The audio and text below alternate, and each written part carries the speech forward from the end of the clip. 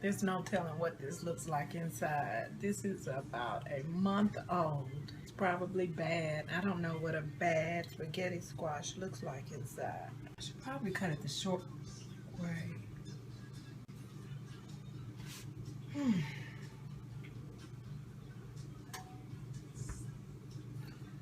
I'm drunk and I don't feel like trying to wrestle with this thing, so we might not get to see what a spaghetti squash gone bad looks like.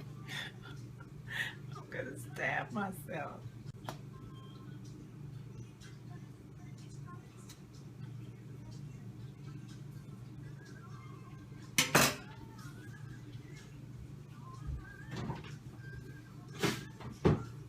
The moral of the story, boys and girls, is that spaghetti squash gone bad gets really, really hard.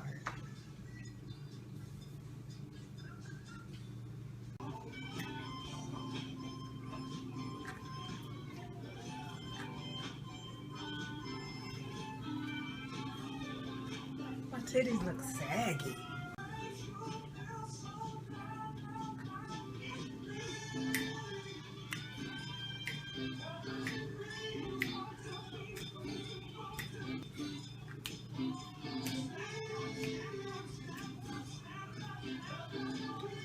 I've been holding them just to share. I keep trying things like hummus and couscous and quinoa with the intent of, I tried it, okay?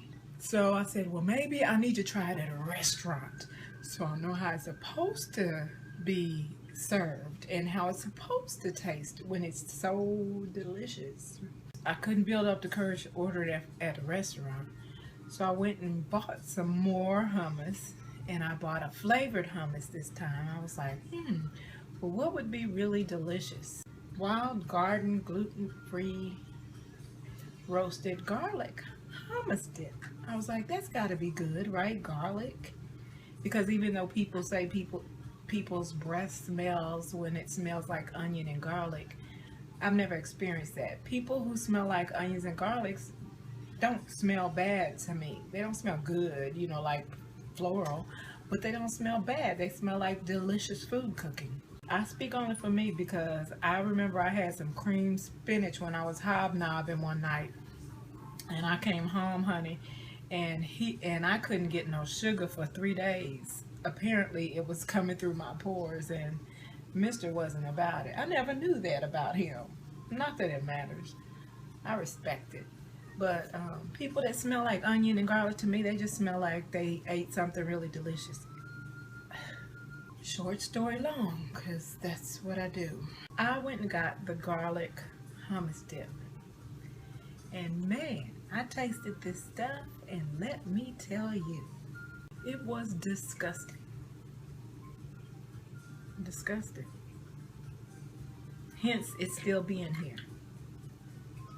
And full to the brim. Ooh. Oh crap. Now my counter's gonna smell like garlic hummus. I just said that doesn't smell bad, didn't I? I don't want my things to walk around smelling like it doesn't smell good. It just doesn't smell bad.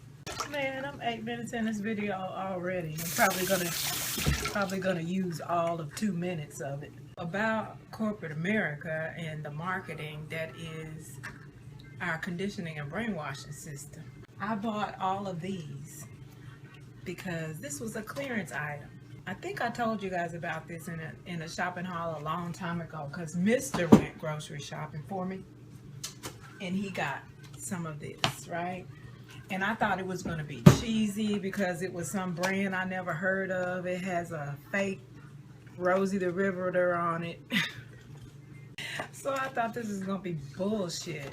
And then when I opened it, I was like, why did you get me this? This is the cheap thing. Because all he knew was I could never find more than a 50 square foot roll of foil, the heavy duty foil, right? I could never find more than a 50 square foot roll. So he saw this and it was 250 square feet. I told him to make sure it was heavy duty, and it says extra strength and it says heavier, thicker, stronger, right? So when I got the stuff, look how thin and flimsy that is, right? Thin and flimsy.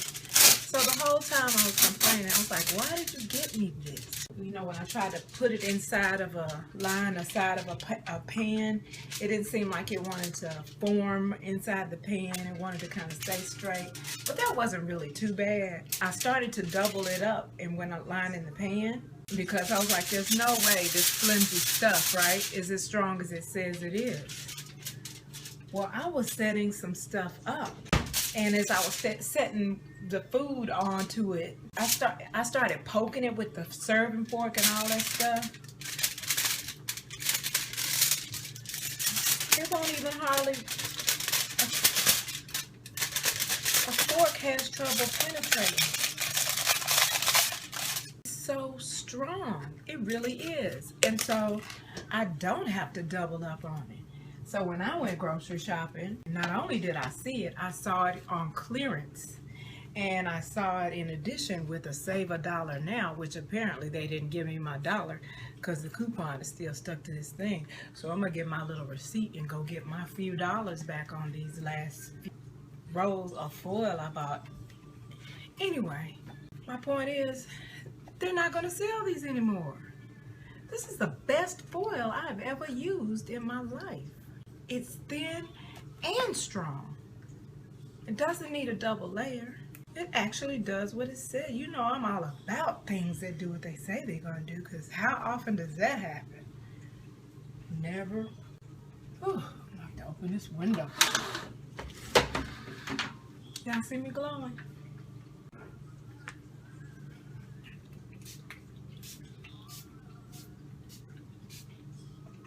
Oh, because my Misty's upstairs.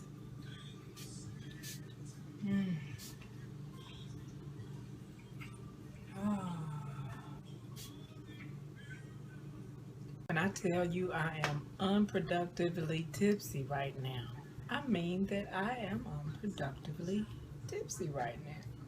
My sister bought me these, which is funny because my other sister always told me that some e-cars reminded her of me, this brand here.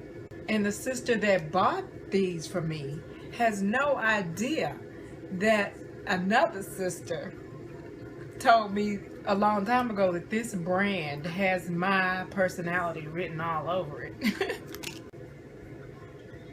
There's this one.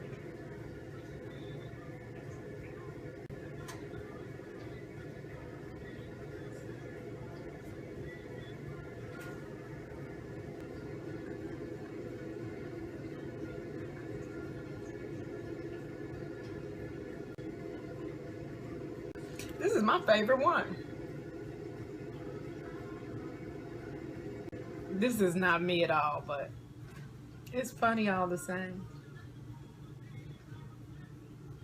Quite frankly, I'm not going to drink before I go out and drink, because if I'm going out and drinking, I'm going to be in public, and I don't want to do anything that's going to make me more receptive to an asshole. So I definitely don't want to be as tipsy as I would be in the company of people who I know love me, people I can trust. That's number two. Number one, I'm too responsible a drinker, not even deliberately, well, deliberately, but even if it wasn't deliberately and I was immature and didn't have sense enough to stay within my limit and hold my liquor, I get sick before I get so drunk that I don't know what I'm doing. And I do not want to have a bad experience and be sick. So I'm only going to drink to my tipsy maximum. There's a tipsy, but there's also a tipsy maximum. And when I'm in the company of loved ones or people I can trust, I go ahead and go for the maximum. Go for the max, girl. That's why I would never be a good addict or alcoholic, because the people who know me and my introverted ass, my addiction would be so enabled. I can't even tell you. I used to love my wine, honey. And then I went through different stages. I had a cognac stage, you know, I had a brandy stage, I had a martini stage. The martini stage was the longest. And honey, I think I was doing YouTube videos during the martini stage. I think I did a cherry stem twisting with my tongue video. Yeah, so I had my martini stage lasted the longest, honey, because that's classic, right? And I was before my time, so says the world, and it makes all the sense in the world. So, yeah, martinis were, and look, I was so classic. I didn't even believe in the flavored martinis. I thought it was a pollution. I think that might have been the name of the video, Martini Pollution, because I didn't believe in any kind of flavored, you know, apple and flavored, cherry flavored martinis, although I turned Mr. onto apple martinis one night at the Green Dolphin. Shout out to my sis who was performing there on that very night that I introduced him to apple martinis. He underestimated those little drinks, honey. But yeah. So I have dated guys who have, if we're arguing or I'm mad about something, I'm in my feelings somehow for some reason, they'll bring a bottle of wine. They'll be like, do you want me to pour you a drink? Or they'll just pour it and bring me wine. I've shown you guys some video of a segment I used to do, and also movie reviews I've shown you guys, where the producers made sure I was always stocked with my whatever drink I was feeling that particular night.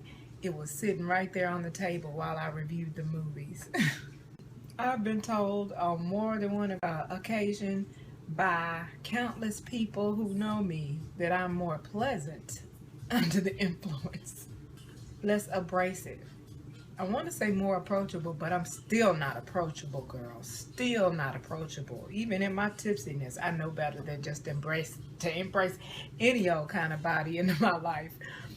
So yeah, still not approachable, but I'm actually a lot more pleasant than I normally am, in that you'll still get shut down, but maybe not as fast or as hard, or if you're a juvenile, not as embarrassing in front of your friends as I would normally be. Because you know how guys can have so much to say, and you know the immature ones to whom it's actually more important that his friends see him trying to holler at you than it is for him to genuinely take an interest in you. Yeah, boy. I used to put them in awkward positions in front of their friends. Still do. I did it 2 weeks ago. Silly little old boy. Adult age boys. I don't see how y'all put up with them, but y'all do.